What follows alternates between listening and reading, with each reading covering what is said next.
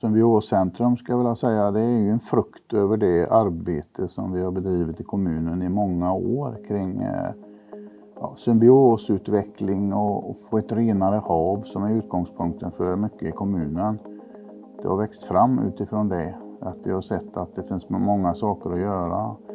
Både med industrin men även ta hand om allt skräp och avfall som kommer in till kommunen via olika strömmar och sådant.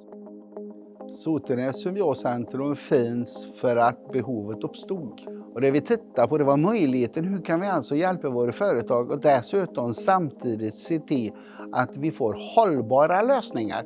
Inte de traditionella lösningarna där vi jobbar med en linjär ekonomi där det uppstod en massa avfall och så vidare. Utan hur kan vi alltså jobba för att få till stånd en cirkulär ekonomi bland våra företag. Problematiken var att hitta en plats där man kunde samla företag, alltså en fysisk plats där företag kunde träffas.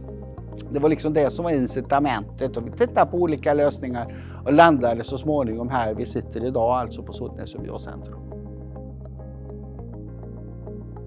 Sotenäs Symbioscentrum finns ju för att man hade en väldigt stark utmaning att lösa en gång i tiden. Och då kom man egentligen över begreppet med industriell och även i förlängningen då social symbios. Och det här blev en del av lösningen.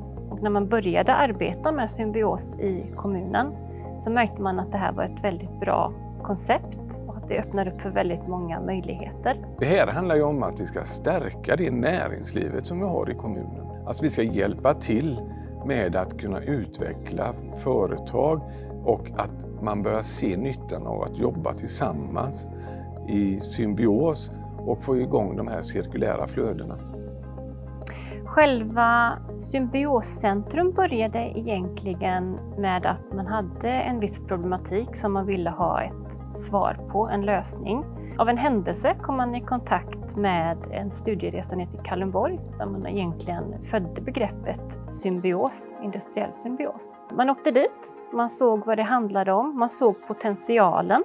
Det var personer från kommunen och från näringslivet och man såg att det här skulle vi inte bara kunna jobba med, utan det här jobbar vi delvis redan med. Men vi har inte vetat att man kan kalla det symbios. Men om vi vet att vi kan kalla det detta och vi bygger upp de här noderna, vi kopplar samman det vi har i kommunen, så kan vi nå väldigt, väldigt mycket längre. Och kollegan Leif Andreasson var ju den som vid det studiebesöket 2013 sa att nu ska jag hem och starta Sveriges första symbioscentrum. På vägen därifrån så skissar vi och ritar en karta över vilka kända aktörer har vi.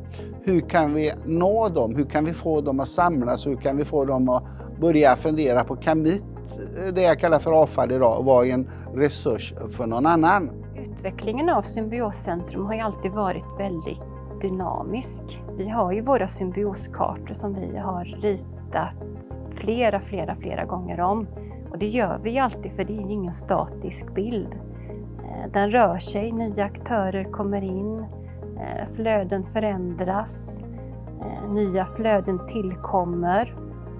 Och det är väl väldigt viktigt att man låter den vara så dynamisk, att man inte ser det som något, det här har vi, detta ska vi arbeta med. Utan man måste ha förståelse för att näringslivet förändras, omvärlden förändras, det måste man ha med sig. Politiken har ju haft som mål att vi ska bli en ledande kommun i Sverige vad det gäller marint avfall, ta hand om det, driva symbiosutveckling hållbart. Och utifrån det har vi ju diskuterat det här med tjänstemannaorganisationen som har pratat med våra företag, och det har växt fram undan för undan kan man säga. Det har funnits behov av att samverka och samarbeta kring de här frågorna. Och ur det så har då Symbioscentrum växt fram. Vi har ett jättestort brett nätverk runt omkring oss. När det kommer ett företag och någonting så, och vi bjuder in dem, eller de bjuder in sig också nu för tiden. Det händer allt oftare faktiskt att företagen tar kontakt med oss. Så kan man säga ofta att vi tar en kopp kaffe med dem, diskuterar och ser hur passar de in i det nätverket. Vilka trådar kan vi rycka i för att hjälpa till då? Vi arbetar ju på Symbioscentrum med havet som utgångspunkt och vi har ju vår vision som vi följer. Sen jobbar vi har ju de politiska visionerna och politiska utgångslägena vad vi ska göra. Och sen jobbar vi nära näringslivet, nära akademin, nära våra olika nätverk. Symbioscentrum jobbar utifrån det uppdraget de har fått från politiken att vara aktiva med företagen, samverka inte bara kring den industriella symbiosen utan även den sociala symbiosen. För att hjälpa människor att komma ut på arbetsmarknaden. Så att de har ett uppdrag från politiken och samverka med näringen. För att nå den här typen och verksamhet så är det extremt viktigt att vi har politiker med sig. Vi är offentlig sektor, vi arbetar i en politiskt styrd organisation. Våra politiker berättar för oss vad vi ska göra. Och sedan så är det vi tjänstemän som jobbar med hur vi ska göra. Det här med industriell och social symbios kan appliceras precis var som helst. Det behöver inte handla om det att vi jobbar mycket mot näringen från havet och de delarna. Det kan lika bra vara ett pappersbruk eller en järnmalmsindustri. Alltså, det går att applicera precis överallt. Man har ju redan börjat se nyttan av det. Man har också sett det att vi har fått nya företag till kommunen genom att arbeta på detta sättet. Alltså fördelarna är enormt stora och speciellt i vår kommun som nu är, som vi säger, havets kommun. Vi har ju de ledande livsmedelsindustrierna på den marina sidan i Norden är ju placerade här. Vi diskuterar också nu att få 2 nya företag som ska komma i samma bransch.